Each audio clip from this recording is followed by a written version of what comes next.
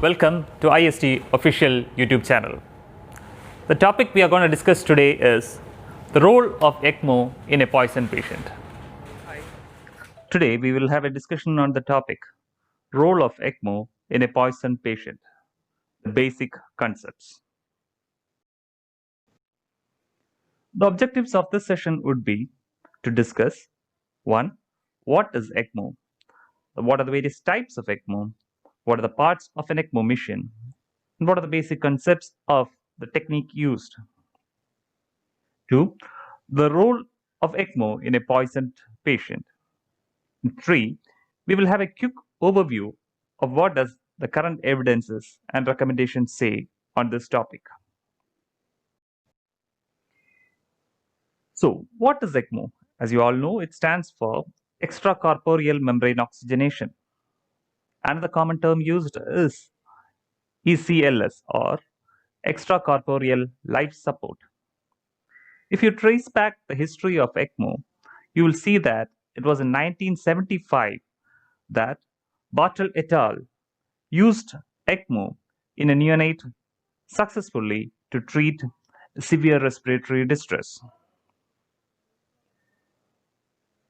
So if you see, the extracorporeal circuit allows for oxygenation and removal of carbon dioxide from blood. Broadly, there are two types of ECMO, that is the VV ECMO, that is the veno-venous ECMO, and the veno-arterial ECMO or the VA ECMO. There could be also a VVA ECMO or a hybrid ECMO, but that is beyond the scope of discussion of this session. So this is how an ECMO machine would look. You can see the various parts marked. We will come to it in the next slide. Here's an ECMO machine which is connected to a patient. There's a lot of tubings and lines going on and monitoring facilities. You can also see the patients who are connected to ECMO. But the mere sight of it, you might feel that it is a very, very complicated system. This is a more of like a simplified diagram which shows the various parts of the ECMO. On the left, you can see that you have the two basic, the key components, that is the pump and the oxygenator. The oxygenator receives the air from the blender, where the oxygenation happens via membrane, and the carbon dioxide is removed from the blood by the device. So if you track back the circuit on the right side, you will see that you have the drainage cannula, which brings in the blood from the patient, runs it through the blood pump into the oxygenator, where the oxygenation mechanism happens and the carbon dioxide is removed, and then through the return cannula back into the patient. Clear? Moving on to cannulation. So cannulation, there are different methods of cannulation. One is the surgical central cannulation, then there is surgical peripheral cannulation. But what we follow mostly in the medical critical care units would be the percutaneous cannulation. And if you're looking at the sites, common sites for insertion of the cannula, the venous cannulation, the commoner sites would be the femoral vein or the internal jugular vein. And also for a central catheterization, probably we will prefer the right atrium. And for arterial cannulations, the common preferred sites would be the femoral arteries or the carotid arteries or the aorta. Moving on to the sizes of the cannula, the common size would range from a 16 French to a 23 French. You definitely need to anticoagulate the patient prior to insertion of the cannula. And also, the anticoagulation is usually maintained all throughout the run of the ECMO. A real-time confirmation of the placement of the catheter is usually done using a transesophageal echo. Moving on to VV ECMO. So this is the most commonly used method in critical care, medical critical care, and also as you know, the venous drainage from the large veins moves on to the oxygenator, and the blood is returned back to the patient into the venous system near the right atrium. The key thing to remember is this is a support for severe respiratory failure, and there is no support, no cardiac support in a veno-venous ECMO. This basically, the veno-venous ECMO will enable us to attenuate the ventilatory support, and usually once a patient is moved on to a VV ECMO, we will change the ventilatory settings to bare minimum to something called as a rest lung ventilation. Um, it's as I told, because oxygenated blood is returned to the venous circulation, systemic oxygen delivery is usually determined by the native cardiac performance. So, what are the common indications for a veno-venous ECMO? The key indication would be a severe hypoxemia, mostly secondary to an ARDS or a pneumonia, or pulmonary contusions, smoke inhalations, and also in cases of drowning or aspiration leading to severe hypoxemia, and other indication would be as a bridge to lung transplant. Moving on to veno-arterial ECMO. So here the venous drainage from the large central veins to the oxygenator, but returns back into the arterial system in the aorta. So here, apart from the respiratory support, there is an additional cardiac support also. This provides both gas exchange and artificial hemodynamic support similar to a traditional cardiopulmonary bypass. And the key indication would be a refractory cardiogenic shock. So if you ask what are the common indications, yes, the common indication would be a non-ischemic cardiogenic shock or a graft failure following a post-heart or post-heart lung transplant.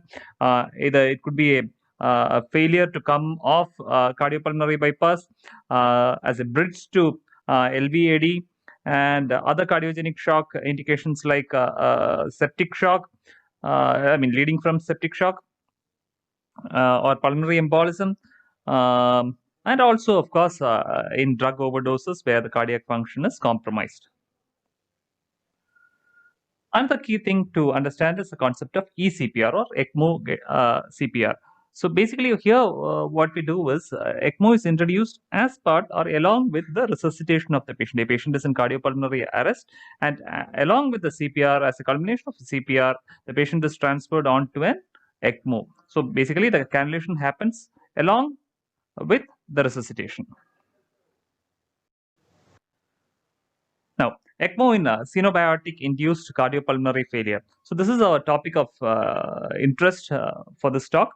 So here we should understand that the evidence to weigh the true value of ECMO for toxins is very challenging.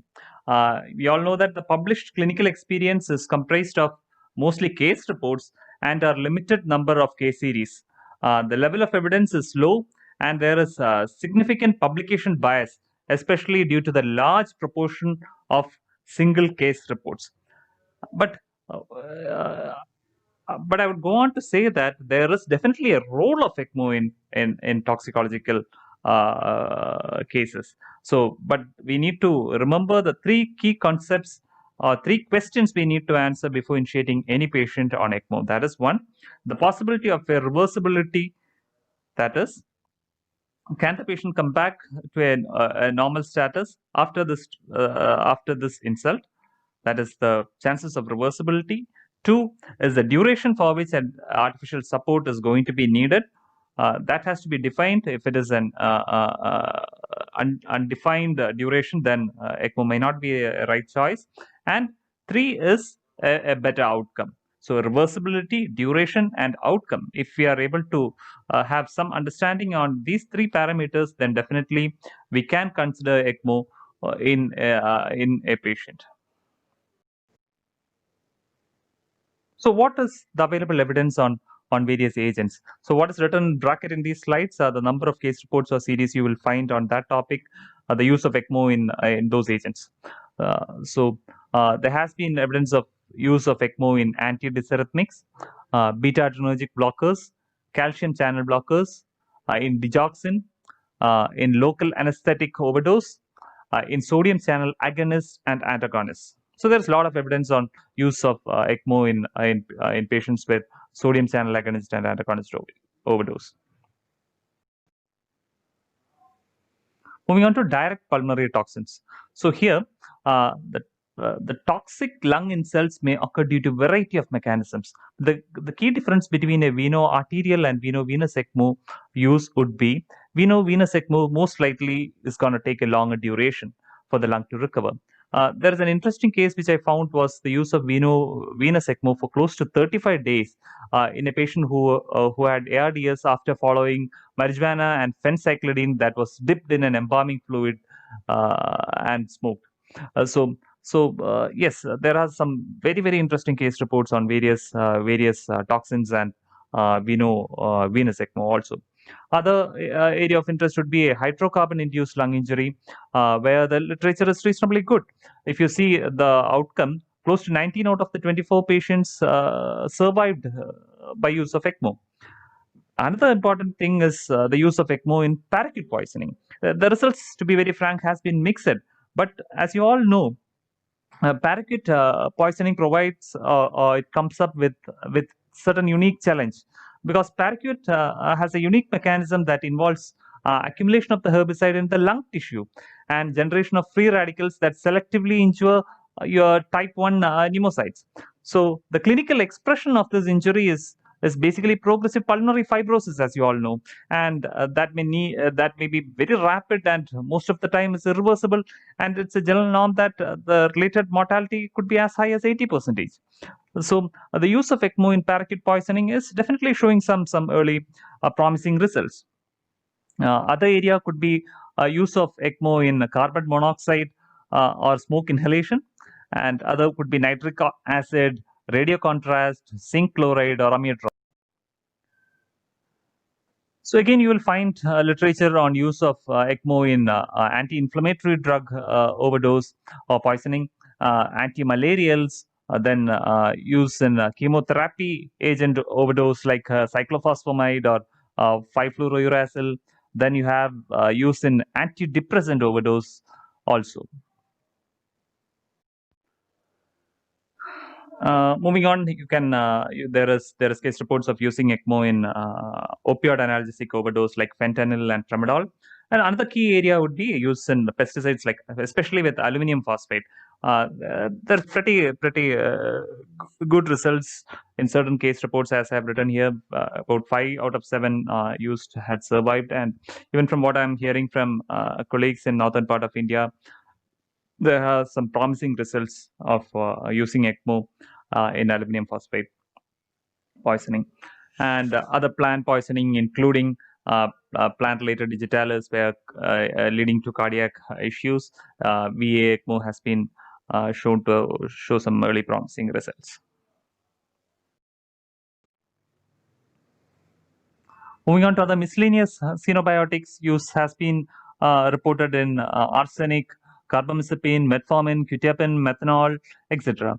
Another key area of use is using as a bridge to organ donation. So basically, in patients with flecainide or betoxazole poisoning, as a tool for organ harvesting, ECMO has been tried. So what are the major concerns? What are the major concerns of using ECMO, especially in patients in a poisoned patient? Could be again the problem of bleeding or thrombosis, and also how the use of ECMO affects the drug behavior. So basically, the pump, the circulatory tubings, the oxygenator, the gas exchange unit, and filters usually create an additional volume that is not accounted for in a weight-based dosing. So this could result in xenobiotic dilution and apparent increased drug volume of distribution. So these are factors which we need to keep in mind while we are using ECMO for poison patient. Other problem could be the sequestration of the antidotes itself. So these are the various factors which are specific to use of ECMO in poison victims. So what are the other benefits? So the other benefits of ECMO could be the concomitant use of other technological treatments which might be needed in treating a poison victim. That could be a high flux hemodialysis, or could be a continuous veno-venous hemofiltration, or CRRT, or charcoal hemoperfusion, or plasmapheresis. These things can be used as an add-on along with the ECMO with the ECMO circuit itself. So the key question here is when to initiate ECMO. This is usually a very challenging question itself, because the timing of initiating ECMO is the most crucial factor which decides the success or failure of an ECMO. You need to initiate ECMO at the right time. No point in waiting too long for the patient to deteriorate and then start on ECMO, the benefit is going to be very low. So the correct timing is the key thing. And also cost is a major concern while we initiate ECMO. And always assess the risk versus benefit while you're considering ECMO for any. Now, I would say that this is the best evidence we can fall back on as of now. So this is a paper on the clinical utility of veno-arterial ECMO in patients with drug-induced cardiogenic shock. Of course, it is a retrospective study from the ELSO's ECMO case registry, and I believe everyone would understand this is the best we can go back is a retrospective study only, because it's very challenging to design a prospective trial or randomized controlled trial on the use of ECMO in poison patients with the number we have as of now. So what does this study say? It looked at close to 15,511 adult VA ECMO patients, out of which 113 cases the indication was for a toxicological patient. And if you see, among 113 cases, 34 cases, the ECMO was used basically for as part of resuscitation, or what we mentioned as eCPR, and it was a pre-ECMO cardiac arrest kind of scenario. And what did the results show? The results, it said that the median duration of veno-arterial ECMO was close to 68 hours. And what is interesting is the outcome. Close to 52.9% of cases survived to discharge. That's quite an impressive number to say. And we know arterial ECMO definitely did improve the hemodynamic and metabolic parameters in patients with drug-induced cardiogenic shock, as per the study. And also that ELSO provides, what they conclude, ELSO provides a non-specific recommendation to consider veno-arterial ECMO when shock persists despite optimization of medical management. So this is what the current evidence or the recommendation says with regard to use of ECMO in a toxicological case. So to conclude, I would say that definitely ECMO has a role, but it's a limited role as we stand today.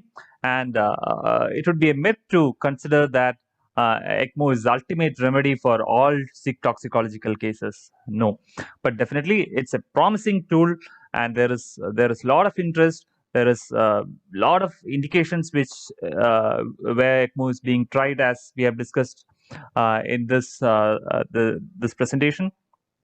And definitely it's a tool which we can fall back on in a number of scenarios. I hope everybody got a good understanding of this topic. See you again. Thank you.